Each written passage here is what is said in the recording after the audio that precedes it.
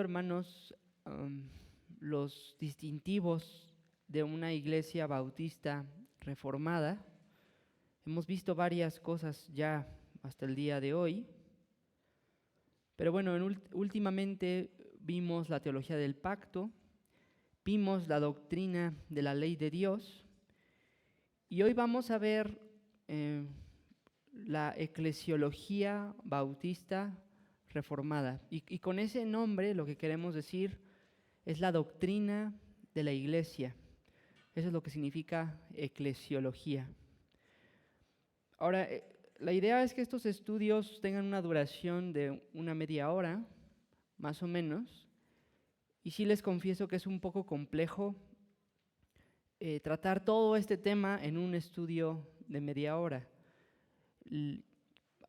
Si ustedes quieren profundizar un poco más, se dieron unos estudios hace algunos años en el canal de YouTube de la Iglesia Stan, y también el libro Edificación y Belleza de James Renihan es un excelente libro para profundizar en la eclesiología bautista reformada. Pero bueno, por causa de que el tiempo es reducido y la idea es que sea un estudio breve, no vamos a hablar de todo lo que abarca la eclesiología, porque hay cosas en las que como iglesia reformada tenemos en común con otras tradiciones reformadas, sino nos vamos a tratar de enfocar solamente a lo que nos distingue como bautistas reformados. Entonces, no vamos a ver completamente el tema de la eclesiología, sino solo los puntos en los que una iglesia bautista reformada es diferente a otras iglesias dentro de la tradición reformada. Vamos a ver 6 puntos en esta mañana y los voy a mencionar. El primero es, vamos a ver la membresía regenerada. En segundo lugar, vamos a hablar sobre los sacramentos. En tercer lugar, sobre el congregacionalismo. En cuarto lugar, la disciplina eclesiástica. En quinto lugar, el evangelismo. Y en sexto lugar, la vida cotidiana.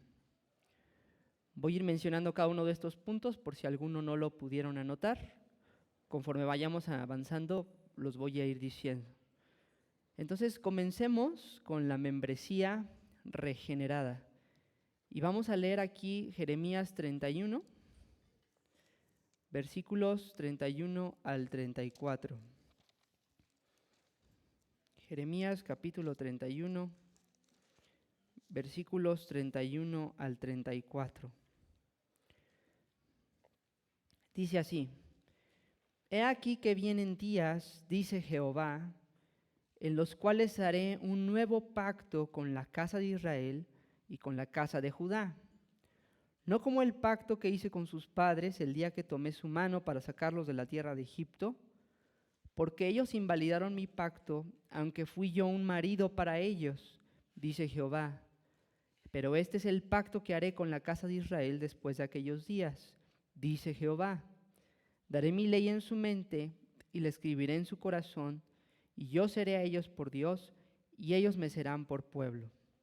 Y no enseñará más ninguno a su prójimo, ni ninguno a su hermano, diciendo, conoce a Jehová, porque todos me conocerán, desde el más pequeño de ellos hasta el más grande, dice Jehová, porque perdonaré la maldad de ellos, y no me acordaré más de su pecado.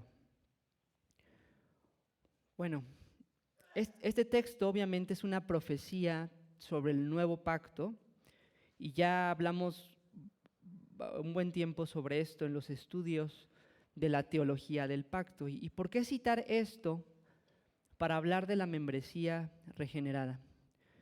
Bueno, tenemos que entender, hermanos, que los hermanos bautistas particulares, bautistas reformados, los puritanos que redactaron nuestra confesión, cuando redactaron la teología del pacto que se ha enseñado ya en estos estudios, no solo estaban pensando en un aspecto aislado de la doctrina, sino como el pastor James Renihan lo explica muy bien, de hecho, para ellos la teología del pacto de hecho era la estructura de toda su teología.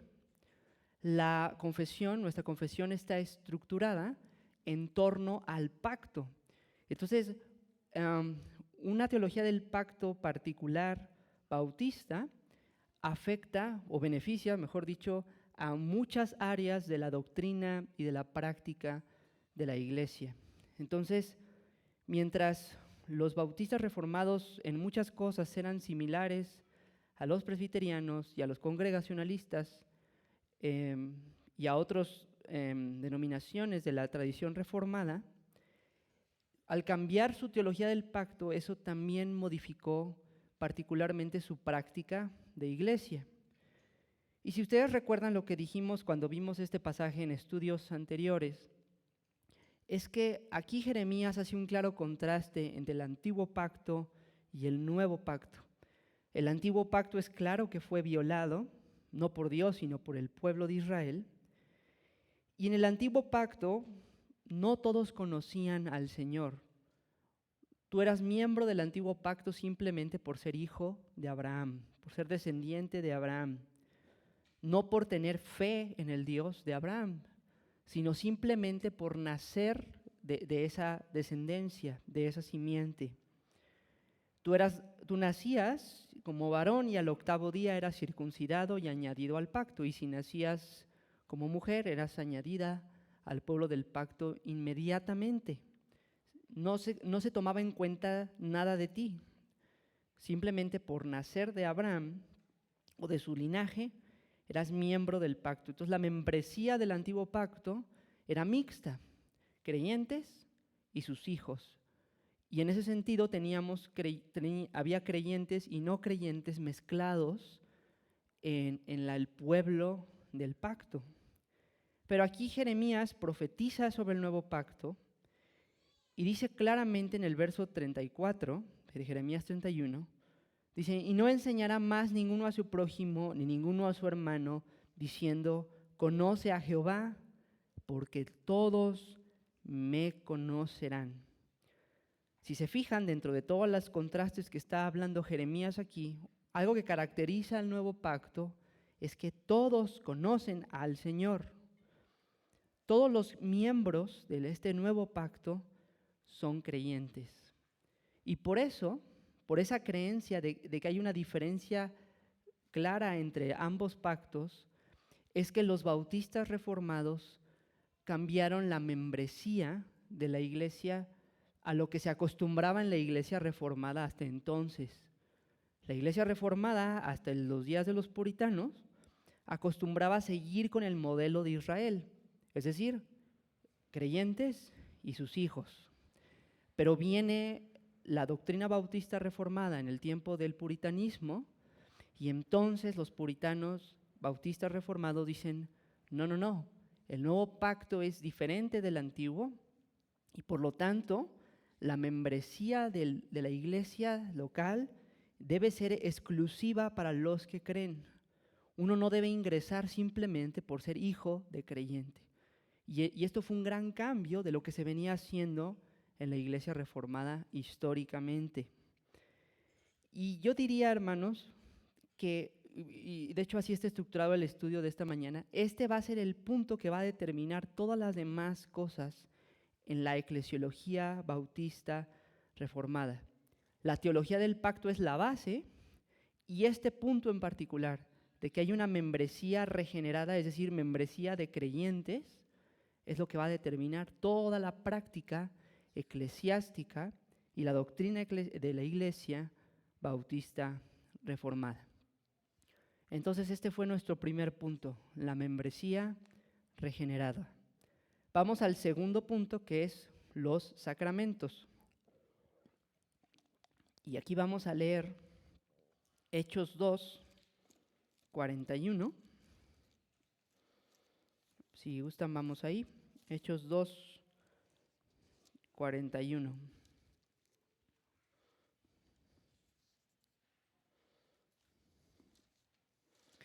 Dice, así que los que recibieron su palabra fueron bautizados y se añadieron aquel día como 3,000 personas. Y vamos a leer también 1 Corintios 11. 1 Corintios 11, 27 al 29. Dice: de manera que cualquiera que comiere este pan o bebiere esta copa del Señor indignamente, será culpado del cuerpo y de la sangre del Señor. Por tanto, pruébese cada uno a sí mismo y coma así del pan y beba de la copa. Porque el que come y bebe indignamente, sin discernir el cuerpo del Señor, juicio come y bebe para sí. Bueno, tengamos en mente estos dos pasajes. Los hermanos bautistas reformados, precisamente al tener esta teología del pacto distinta y al entender que la membresía del nuevo pacto es solo los creyentes, desarrollaron entonces una doctrina de los sacramentos distinta también, ¿verdad? Y particular de lo que se venía haciendo en la iglesia reformada hasta entonces. Y es el hecho de aplicar los sacramentos solo a los creyentes también. Y es lógico, si solo los creyentes son miembros del pacto, luego entonces es lógico aplicar y dar los sacramentos solo a los que creen. Y este texto de Hechos 2:41 es muy claro. Pedro predica en Pentecostés, Pedro ofrece el evangelio, y lo que dice Lucas cuando lo registra es: y los que recibieron su palabra, es decir, los que se arrepintieron y creyeron, fueron bautizados. Muy claro, y ese patrón se repite en Hechos constantemente. Alguien cree y entonces, después de que cree, es bautizado. Entonces, eso es claro en cuanto a lo que es el bautismo. Y en cuanto a la Santa Cena, lo que tenemos es esta advertencia de 1 Corintios 11, donde Pablo claramente dice que a diferencia de la Pascua, porque en la Pascua los niños de los israelitas comían de esta comida del pacto, ¿verdad? Simplemente por ser miembros de él. Pero en la Santa Cena Pablo dice que no. Quien come de la cena sin discernir el cuerpo y la sangre del Señor, juicio come y bebe para sí. Entonces hay un claro cambio, así como hay un cambio de pacto, hay un cambio en la práctica sacramental. La señal del pacto, que es el bautismo, se aplica solo a los creyentes, y la Santa Cena, la comida del pacto, se le da solo a los creyentes. Entonces, como pueden ver, la teología del pacto influenció también la eclesiología en cuanto a la práctica de a quién se le dan los sacramentos, y eso distingue a una iglesia bautista reformada. Tercer punto, vamos a hablar del congregacionalismo. Aquí vamos a leer Mateo 18,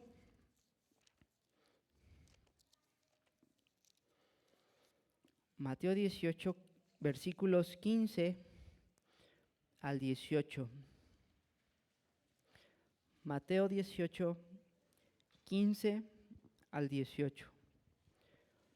Dice: por tanto, si tu hermano peca contra ti, ve y repréndele estando tú y él solos.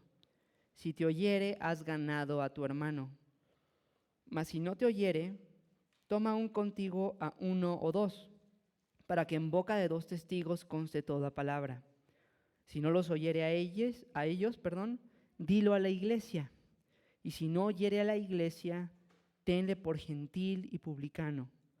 De cierto os digo que todo lo que atéis en la tierra será atado en el cielo, y todo lo que desatéis en la tierra será desatado en el cielo. Bueno, hermanos, la teología del pacto, distinta de los bautistas reformados, no solo cambió o los llevó a una doctrina diferente de los sacramentos, sino también los llevó a una doctrina diferente en cuanto al gobierno de la iglesia. Y si nos ponemos a pensar un poco, es bastante lógico. ¿Por qué? Porque en el antiguo pacto lo que teníamos era una mezcla. Era un pueblo mixto, creyentes y sus hijos, que en muchos casos no eran creyentes. Entonces, al tener un pueblo mixto, el gobierno de ese pueblo claramente debía venir de una manera jerárquica, ¿verdad? Tenía que venir desde arriba forzosamente, porque si tú tenías un involucramiento del pueblo, ya que el pueblo era mixto, era muy probablemente que se desviaran del Señor, porque es un pueblo mixto. Pero los bautistas reformados entendieron, ahora que somos un pueblo de puro creyente, somos una iglesia de solo miembros regenerados, o ese es el ideal al que procuramos. No que siempre seamos perfectos en discernir la conversión de todos, pero estamos buscando siempre ese fin, que haya solo creyentes en nuestra membresía. Por lo tanto, entonces, la iglesia ahora puede involucrarse más en el gobierno de la iglesia porque todos tienen el Espíritu Santo. Claro, algunos más maduros que otros, algunos llevan más en el Señor y han crecido más, pero en última instancia todos tenemos la mente de Cristo. Cristo es la sabiduría de Dios. Y entonces, como un cuerpo, podemos involucrarnos más en nuestra iglesia, y tiene todo sentido ahora aquí que Cristo, en Mateo 18, diga que cuando hay un problema de pecado no arrepentido, si se fijan, el último paso dice, dilo a la iglesia. La iglesia puede juzgar y puede deliberar qué hacer en casos importantes. Y estos casos importantes específicamente son la admisión de miembros, la expulsión de miembros, ¿verdad? Como es el caso de Mateo 18, y también la ordenación de los oficiales. Cuando hablamos de congregacionalismo no estamos hablando de que va a haber una democracia y un voto por el color de la pintura de las paredes, por las sillas que se van a usar, por las series de sermones quizás que se vayan a ver, sino solamente por estos puntos particulares de la admisión y expulsión de miembros y la ordenación de los oficiales. Y les digo, tiene total coherencia. Si todos somos creyentes en el pueblo ahora, podemos entonces participar en estas decisiones tan solemnes e importantes y podemos como congregación ejercer las llaves del reino. Y como dice aquí el verso 18, todo lo que se ata en la tierra se ata en el cielo, y lo que se desata en la tierra se desata en el cielo. Cuando la iglesia ejerce las llaves del reino correctamente, en conformidad al Señor. Entonces, el congregacionalismo nos distingue como bautistas reformados y fluye de la teología del pacto bautista reformada también. Cuarto punto, disciplina eclesiástica. Vamos a leer aquí 1 Corintios 5.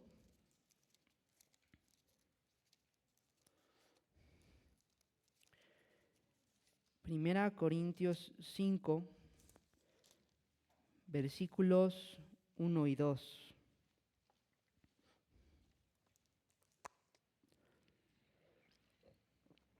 Dice, de cierto se oye que hay entre vosotros fornicación, y tal fornicación cual ni aun se nombra entre los gentiles, tanto que alguno tiene la mujer de su padre, y vosotros estáis envanecidos. ¿No deberíais más bien haberos lamentado para que fuese quitado de en medio de vosotros el que cometió tal acción? Y vamos al versículo 12, más adelante ahí mismo. Porque ¿qué razón tendría yo para juzgar a los que están fuera? ¿No juzgáis vosotros a los que están dentro? Versículo 13, porque a los que están fuera Dios juzgará. Quitad pues a ese perverso de entre vosotros. Bueno, aquí en 1 Corintios 5, si ustedes ya lo han leído, saben la historia. Pablo está reprendiendo a la iglesia de Corinto, no solo a los pastores, sino a la iglesia local, por permitir que haya un caso de pecado grave sin atender. Esto es una evidencia más del congregacionalismo, de cómo el gobierno no solamente es por los pastores, sino la iglesia también participa, dirigida y guiada por los pastores, pero participa y tiene responsabilidad en lo que está sucediendo en la iglesia local. Entonces, este texto es una evidencia más del congregacionalismo, pero en particular lo que quiero enfatizar es que veamos aquí que la disciplina de la iglesia tiene total sentido bajo la creencia de una membresía regenerada. ¿Por qué? Porque si la membresía del nuevo pacto fuera membresía mixta, creyentes y no creyentes, practicar una disciplina eclesiástica no es tan coherente, ¿no? Porque creo que todo el mundo entiende que un no creyente pues, se va a portar como no creyente. Un no creyente es esclavo del pecado, no puede dejar de hacer el mal por sí mismo y se espera de un no creyente pues que eso sea y así viva. Pero si se fijan, los mandatos como este de la disciplina eclesiástica presuponen que el pueblo de Dios debe ser un pueblo santo, un pueblo que, si bien no perfecto, busque la pureza, busque la rectitud y la justicia en medio de él. Y que quien no se arrepiente y profesa la fe debe ser quitado de la membresía. Entonces, la gran pregunta es, ¿eso qué sentido tendría dentro de una membresía mixta? No digo que no se practique. Las iglesias presbiterianas, las iglesias reformadas holandesas, por ejemplo, practican la disciplina. Pero nuestro argumento es que no es tan coherente, en nuestra opinión, practicar la disciplina eclesiástica si tu membresía es mixta. Pero si tu membresía es de puros creyentes y eso es lo que buscas, tiene total sentido practicar la disciplina. Tiene total sentido amonestarnos, tiene total sentido esperar que haya siempre arrepentimiento de los creyentes para ir corrigiendo y total sentido sacar a alguien de la membresía si vive como no creyente, porque creemos en la membresía de solo creyentes. Entonces, nuevamente, la teología del pacto y también dirige nuestra práctica en cuanto a la disciplina de la iglesia. Vamos al quinto punto, que es el evangelismo. Y vamos a leer Mateo 28, versículos 19 y 20.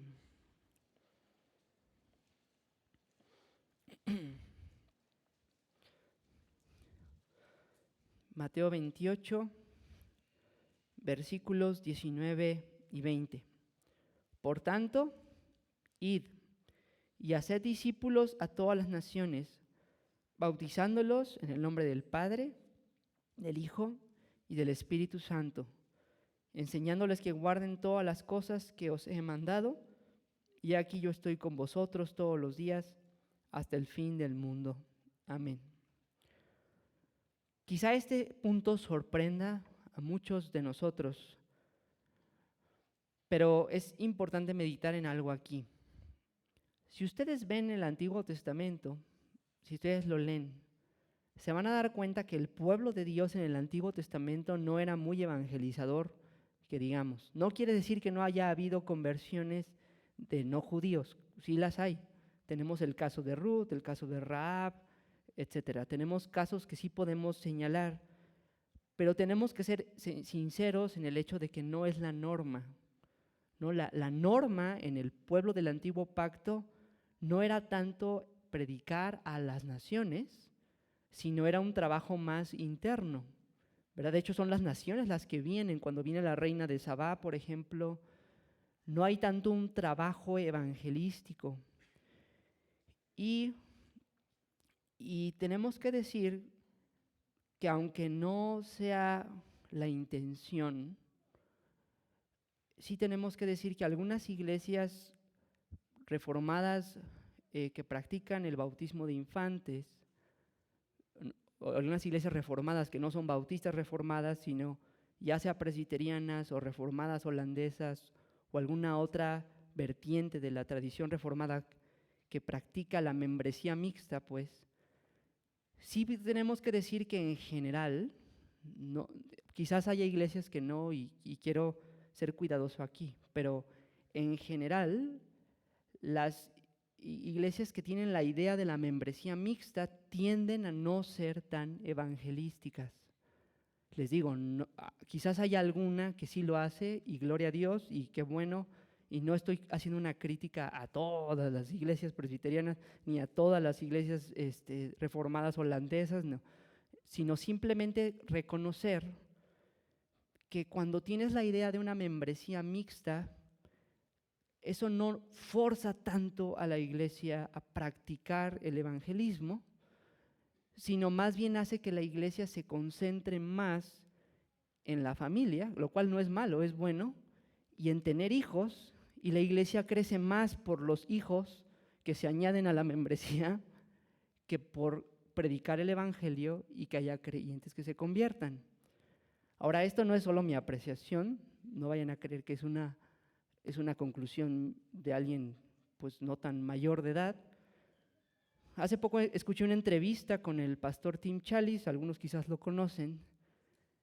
Tim Challies, él creció en una iglesia reformada holandesa, es decir, una iglesia que creía en la membresía mixta. Y él creció como un niño dentro del pacto, dentro de la iglesia como miembro, sin ser creyente, y él comenta eso. Comenta que para él fue bien raro pasar de eso a ahora ya como bautista, ¿verdad? A ver las cosas diferente, al escuchar llamados evangelísticos, por ejemplo, en el púlpito, llamados a la conversión, ese énfasis de que hay que arrepentirse y creer a fin de ser salvo, que para él era totalmente extraño y nuevo. Él comenta que en su caso, en la iglesia que él estaba, se asumía que el hijo de creyente era creyente si no demostraba una vida licenciosa.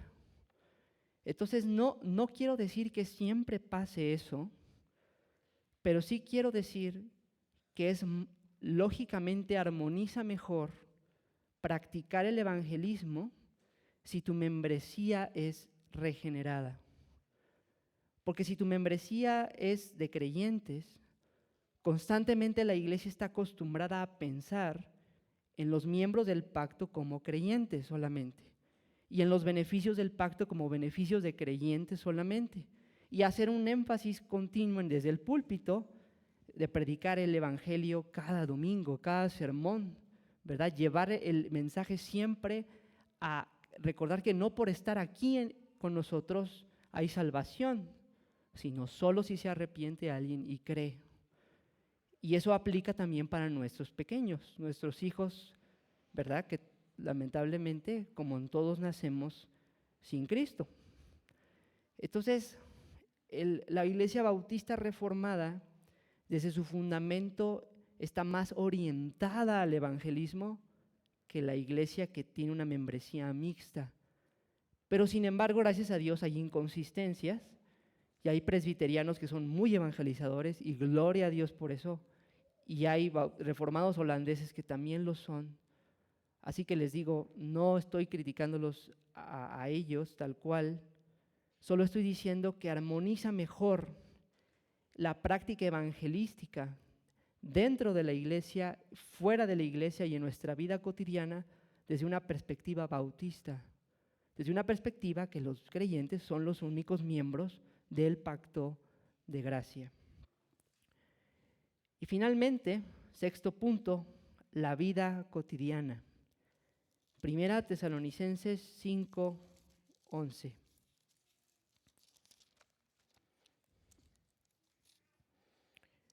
Primera de Tesalonicenses 5:11.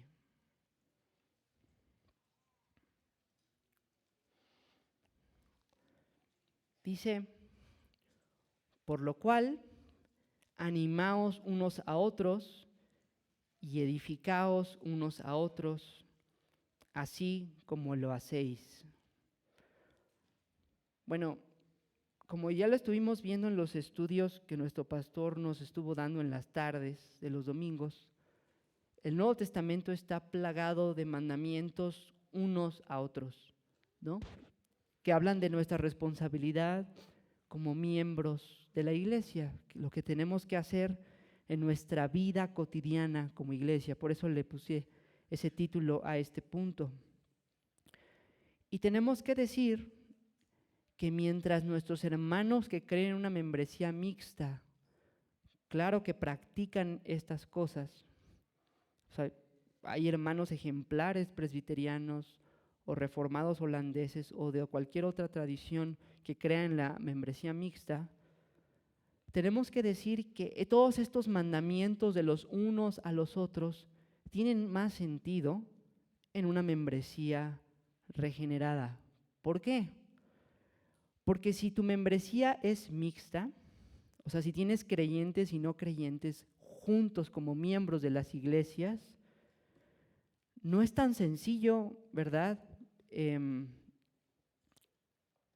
amonestarse unos a otros, ni edificarse unos a otros. ¿Por qué?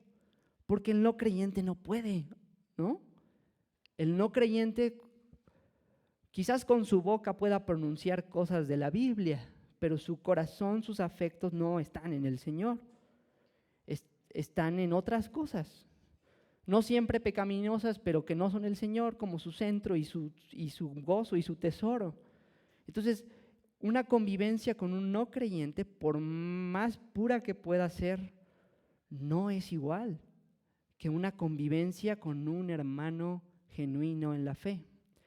Entonces, la vida de iglesia orgánica en la que todos los miembros nos aconsejamos unos a otros, nos animamos unos a otros, nos hablamos y como hermanos vamos apoyándonos, no es tan sencilla en una membresía mixta.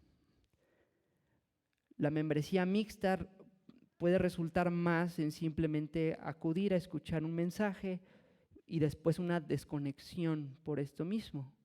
Pero la membresía de puros creyentes fomenta esa hermandad y fomenta estos mandamientos de unos a los otros, de consejería mutua, de amonestación mutua, de edificación mutua. Entonces, mientras otras tradiciones reformadas, claro que se amonestan y se edifican, creemos que un pueblo exclusivamente regenerado, una iglesia local de puros creyentes, se edifica mejor y crece mejor y guarda mejor la pureza. Y por lo menos tiene más sentido todos estos mandamientos que Pablo da a las iglesias locales del Nuevo Testamento. Entonces, esos fueron nuestros 6 puntos esta mañana. Si se fijan, el fundamento es la teología del pacto particular de los bautistas reformados, y de ahí el punto inicial de la membresía regenerada, que nos lleva a una doctrina particular de cómo se aplican los sacramentos, al gobierno de la iglesia, que es el congregacionalismo, a la disciplina eclesiástica, al evangelismo y a la vida diaria, a la vida cotidiana de la iglesia. Entonces, estos 6 puntos creo yo que resumen cómo luce o cómo debería lucir una iglesia bautista reformada. Y bueno, y es lo que oramos que el Señor nos conceda hacer. Que Dios nos conceda que entre nosotros solo seamos miembros los creyentes y por lo tanto todos los demás puntos se desarrollen orgánicamente y progresivamente. Vamos a orar, que Dios nos conceda ser cada vez más coherentes con esto para su gloria.